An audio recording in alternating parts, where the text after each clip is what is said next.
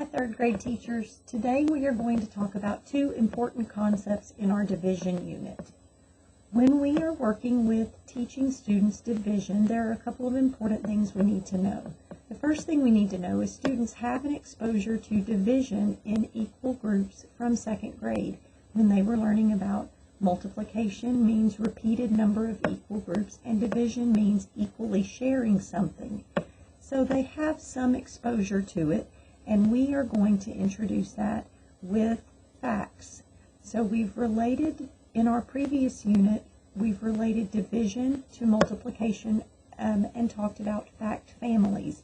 Now we're going to dive a little deeper into division and understand what it means.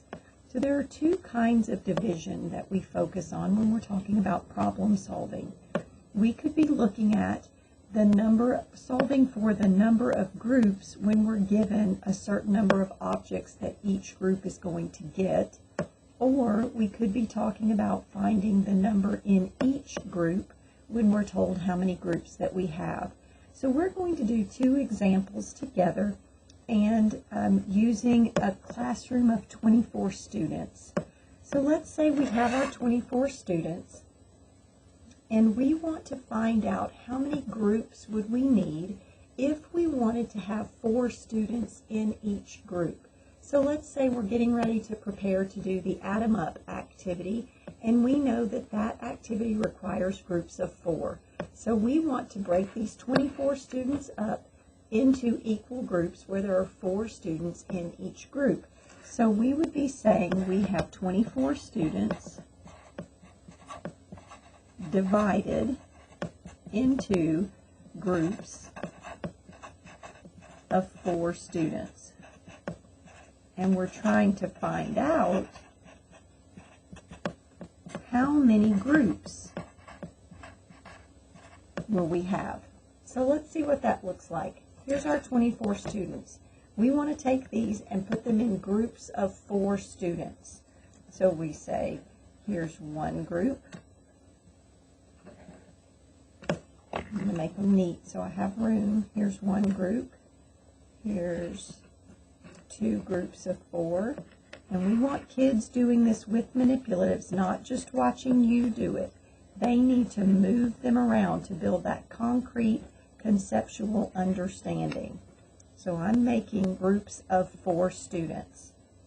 And I could tell by this activity that I will need 1, 2, 3, 4, 5, 6 groups. So I would have to prepare 6 add 'em up posters to be able to do this activity and have 4 students in each group. Now notice I didn't have any leftovers. I didn't have a remainder.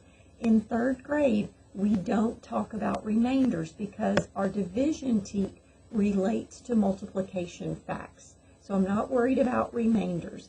Everything's going to be equally divided. So the other type of division that we do is when we're trying to find out how many would be in each group if we're told a number of groups. So I want you to remember this was like if we were doing the add 'em up strategy. And if you're not sure what that activity is, ask me, ask Christy, ask your CIS, ask somebody that's been to a recent C&P, look back in the newsletter, but it's a great activity for problem solving. So this would be like using an add 'em up because it takes 4 kids for each group. This activity, if we want to have 4 groups and know how many kids are in each group, we would say this is like having 24 students divided up into 4 equal groups, and we're looking for how many per group. So this would be like doing 4 corners, or we call it, it's the lead forward strategy, make a case. So when we do make a case, we send kids to 4 corners. 4 corners. And we would want to know ahead of time how many kids are going to be in each corner when we do make a case. So in this case, with these 24 students, we would be saying 1, 2, 3, 4, 1, 2, 3, 4, 1, 2, 3, 4, and we're evenly dividing them between the four corners. 1, 2, 3, 4, and 1, 2, 3, 4. So we would be able to look at this and say that if I have 24 students divided up into 4 equal-sized groups, I would have 6 students in each group. So notice both times my answer was 6. In this activity, I had 6 groups. In this activity, I have 6 students in each group, but the fact family is the same. 24 divided by 4 equals 6. It's the same division problem both ways. It's just a matter of, am I dividing them up into equal groups, or am I trying to find out how many groups will I have? So remember, no remainders. Remember that in our TEAC, we're not necessarily just limited to facts that go up to 10 by 10. What our TEAC says is solve 1 and 2 step problems involving multiplication and division within 100. So within 100 could mean any two numbers that multiply to equal 100. So we're working within 100. So think about that for just a second. What would that look like if the problem, like a previous star question, was 99 divided by 9? Does it fit our TEAC? It does, because it's within 100. So this problem said something like, Terry has 99 books and she's going to put them on 9 shelves. If she puts the same number of books on each shelf, how many shelves would she fill up? Something to that effect. I don't remember exactly what it was. I feel like it was maybe about towels. But how would we solve that with kids? So let's look at what that would look like.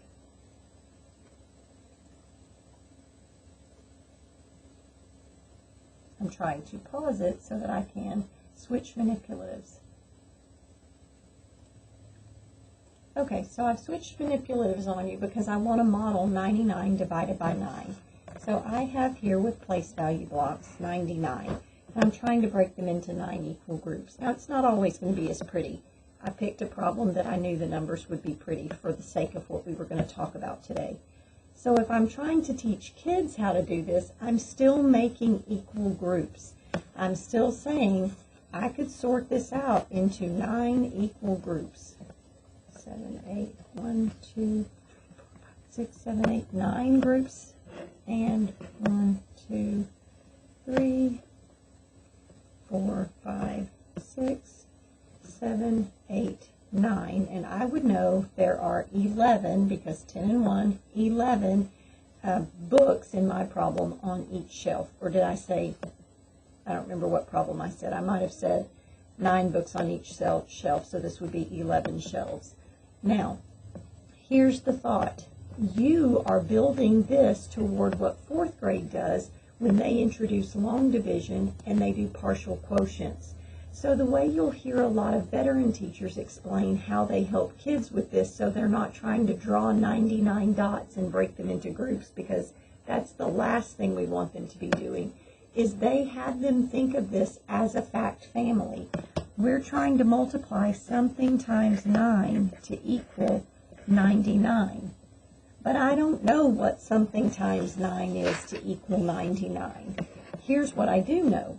I know 9 times 10. I'm going to move this up so you can see it. I know 9 times 10 is 90. And I'm almost to 99. How many more sets would I need to get to 99? I would need one more set of 9 to get to 99. So now I know I have a total of 11 sets.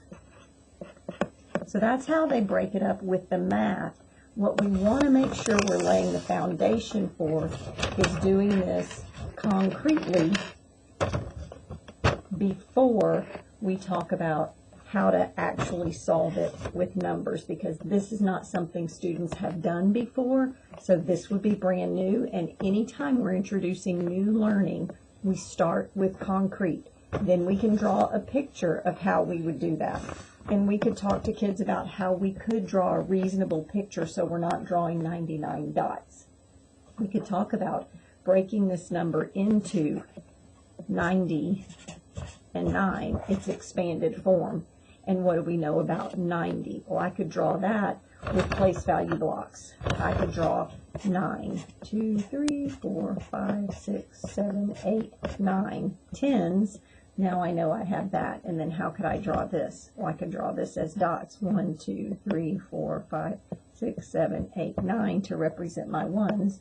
And I've represented the exact same thing I did here.